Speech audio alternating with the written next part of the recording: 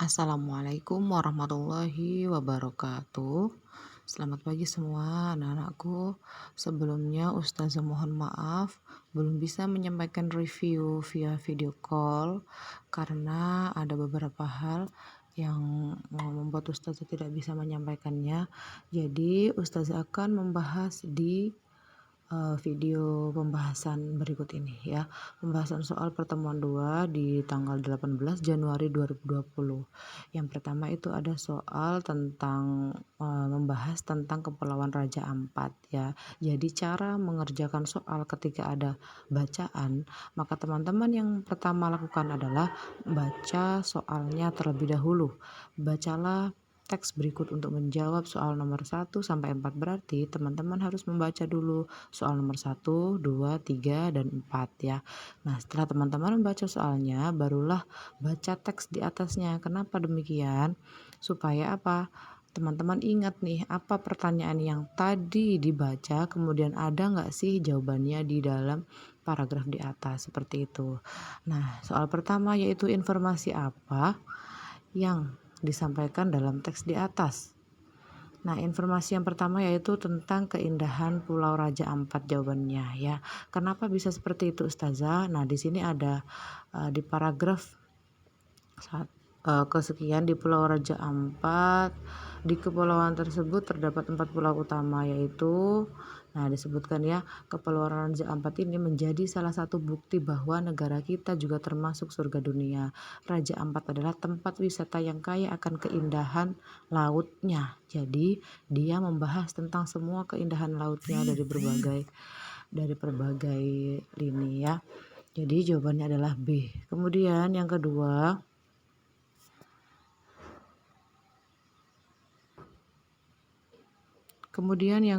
soal yang kedua yaitu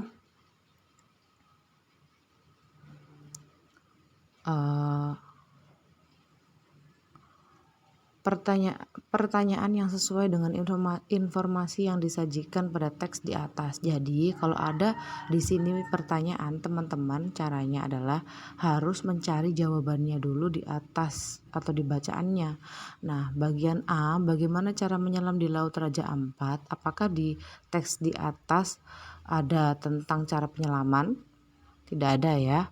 Nah, bagian B, berapa jenis karang yang ada di Raja Ampat? Nah, saudara saya tidak ada juga. Di sana tidak ada disebutkan jenis-jenis terumbu karangnya. Yang C, kapan Pulau Raja Ampat ditemukan? Nah, di situ juga tidak ada tahun ataupun tanggal yang menjelaskan.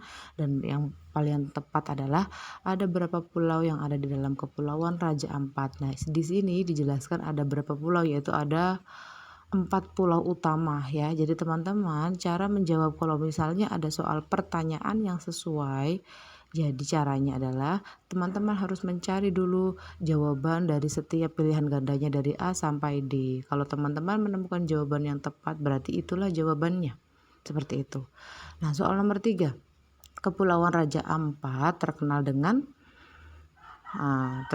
dengan keindahan lautnya. Tadi sudah dijelaskan di atas ya, keindahan lautnya, karena di situ yang dijelaskan adalah beberapa pulau di dalamnya memiliki laut yang sangat indah, seperti itu. Kemudian nomor 4, Kepulauan Raja Ampat terletak di Papua bagian barat, sudah jelas ya, ada di bacaan atas. Kemudian nomor 5, Komodo, badak bercula 1, dan harimau Sumatera merupakan hewan yang langka. Penulisan huruf kapital yang tepat dalam kalimat di atas adalah, nah ini yang A, ada komodo, K-nya huruf kapital, benar. Badak bercula 1 dan harimau Sumatera. Nah, namun harimau Sumatera H besar S besar itu kurang tepat ya. Kemudian yang bagian B, komodo K-nya besar sudah benar, namun badaknya masih salah, harusnya B kecil, harimaunya masih harusnya H kecil ya. Kemudian bagian C, komodo udah benar, badak bercula 1, dia huruf kapital masih belum benar, harimau Sumatera juga belum benar ya. Nah, jawaban yang tepat adalah D. Kenapa Ustazah bagian D? Komodo, badak bercula 1, dan harimau Sumatera merupakan hewan yang langka. Semua harus ditulis huruf kecil karena apa? Nanti ada penjelasan di akhirnya ya. Sementara Ustazah lewati dulu. Kemudian ini ada soal baca teks atau dari soal nomor 6 sampai 8, yaitu pemandangan indah di Gua Gong. Nah, ini sama, teman-teman harus membaca dulu pertanyaan-pertanyaannya, kemudian barulah membaca teks di atasnya. Nomor 6, Gua Gong ditemukan pada tahun. Nah, sudah jelas sekali ya datanya di atas, yaitu pada tahun 1930. Gua Gong terletak di Kecamatan Punung. Ada juga di sana ya, Kecamatan Punung.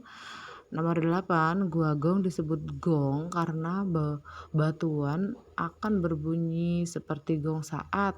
Ayo, gong itu diapakan?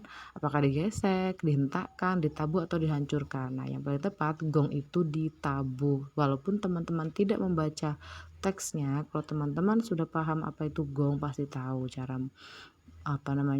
membunyikannya. Nah, ini adalah pertanyaan nomor 9 tentang huruf kapital lagi ya. Edo berasal dari Provinsi Maluku Utara. Penulisan huruf kapital yang tepat adalah Edo. Maka nama orang baik di awal maupun di tengah harus huruf kapital. Nah, terutama di awal berarti harus dan wajib huruf kapital. Jawabannya B. Edo berasal dari Provinsi P besar, Maluku M besar, Utara U besar. Kenapa demikian? Kenapa Ustazah provinsinya nggak kecil? Karena provinsi jika diikuti nama provinsinya maka dia ikut besar. Tetapi jika begini, di provinsi tersebut terdapat berbagai macam perkotaan misalnya ya. Di provinsi tersebut terdapat berbagai macam perkotaan. Nah, di situ provinsi saja tidak dijelaskan kotanya apa.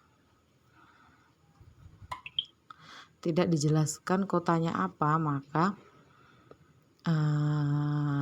P-nya harus kecil ya, tidak boleh P besar seperti itu. Kemudian nomor 10, hari Minggu ini aku dan ayah akan bertamasya ke Candi Borobudur yang berada di Magelang, Jawa Tengah.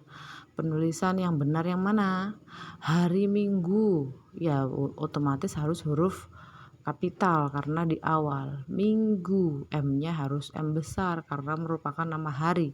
Aku dan ayah itu harusnya yang paling tepat adalah huruf kecil karena dia tidak berada di awal dan dia bukan menjadi nama sapaan ya. Aku dan ayah akan pergi bertamasya ke Candi Borobudur. Kenapa Candi Borobudur besar, Ustazah? Karena Candi Borobudur adalah nama tempat yang berada di Magelang, Jawa Tengah. Magelang juga nama tempat, maka harus menggunakan huruf kapital. Nah, ini adalah tambahan penjelasan dari Ustazah.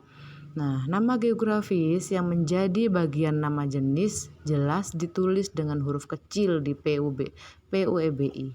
Masalahnya ialah bagaimana menentukan nama geografis yang menjadi bagian dari nama jenis itu. Nah, ada dua cara untuk menentukan nama geografis itu menjadi bagian nama jenis atau bukan.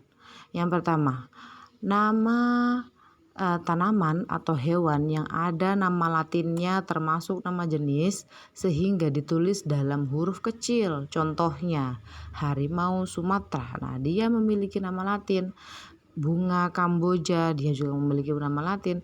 Tetapi kalau saya tidak tahu nama latinnya Ustazah, bisa diingat bahwa nama geografis atau nama hewan itu yang diikuti nama hewan itu harus huruf kecil. Seperti itu. Yang kedua, tanaman atau hewan yang tidak ada nama latinnya apabila dapat disejajarkan dengan jenis lain dalam kelompoknya ditulis dengan huruf kecil. Nah, seperti yang saya jelaskan tadi, nama ini tidak ada nama huruf latinnya. Nah, contohnya jeruk Bali. Nah, selain itu ada juga jeruk nipis, ada jeruk limau, ada jeruk keprok, ada jeruk sambal, dan dalam kelompok lainnya masih banyak jeruk-jeruk lainnya ya. Nah, jeruk Bali ini kenapa tidak besar Ustazah? Karena Bali misalnya nama pulau Bali misalnya. Ya, karena Bali itu itu selain ada jeruk bali, ada jeruk-jeruk lainnya, tidak hanya bali saja ya, ada jeruk nipis, itu tadi yang saya jelaskan. Kemudian ada lagi gula Jawa. Nah, selain itu juga ada gula pasir, gula aren, gula tebu, gula tetes, dan kelompok lainnya ya.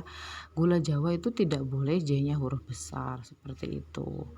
Nah, catatannya yakni jika tidak dapat disejajarkan dengan jenis lain, maka nama geografis harus ditulis dengan huruf kapital. Tidak dapat disejajarkan. Contohnya, batik Solo tidak dapat disejajarkan dengan jenis batik tulis, batik cap, batik cepu, batik lurik, batik sablon, batik truntum, tetapi dapat disejajarkan dengan nama geografis lainnya, misalnya batik Pekalongan, batik Cirebon, batik Madura, dan batik Betawi ya. Jadi kalau nama batiknya atau nama apapun itu bisa disejajarkan atau bisa tidak bisa disejajarkan dengan jenis lain, berarti harus menggunakan huruf kapital seperti itu. Seperti tadi ya, saya ulang lagi, batik Solo. Tapi ada juga batik tulis kan, ada batik cap, ada batik celup, ada batik lurik. Nah, kalau batik Solo berarti harus huruf besar. Nah, dia bisa disejajarkan dengan nama geografis lainnya, ada batik Pekalongan, batik Cirebon, dan lain-lain ya. Tambahan penjelasan lagi yaitu ada yang sering kita lihat ya di warung-warung, ada soto Lamongan. Ya, tidak dapat disejajarkan dengan soto ayam, soto daging, soto babat. Nah, dia menggunakan huruf kecil kalau soto ayam, soto daging, soto babat.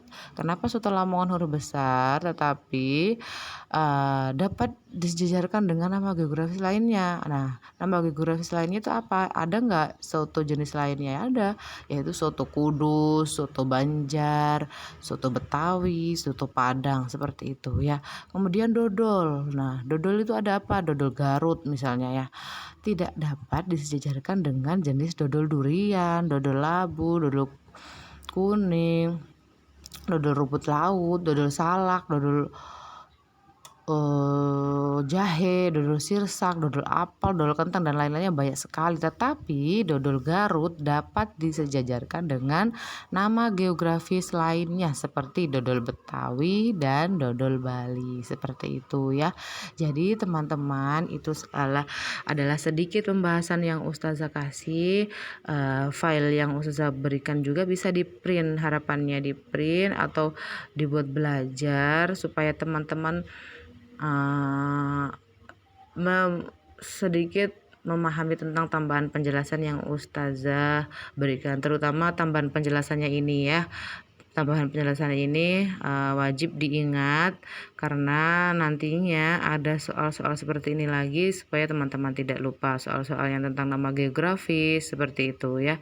Sekian dari Ustazah, mudah-mudahan apa yang teman-teman dengarkan, yang teman-teman perhatikan bisa dipahami dan bisa dimengerti. Kemudian setelah mendengarkan ini atau bahkan ada yang sudah mengerjakan latihan soal 3 review, silahkan dikerjakan soal 3, latihan soal 3 review ulangan tema 6 ya. Bagi yang sudah mengerjakan, jangan lupa untuk di screenshot untuk dokumentasi pribadi supaya kalau ada kendala bisa menjadi bukti bahwa teman-teman sudah selesai mengerjakan. Seperti itu ya teman-teman. Ustazah akhiri dulu. Wassalamualaikum warahmatullahi wabarakatuh.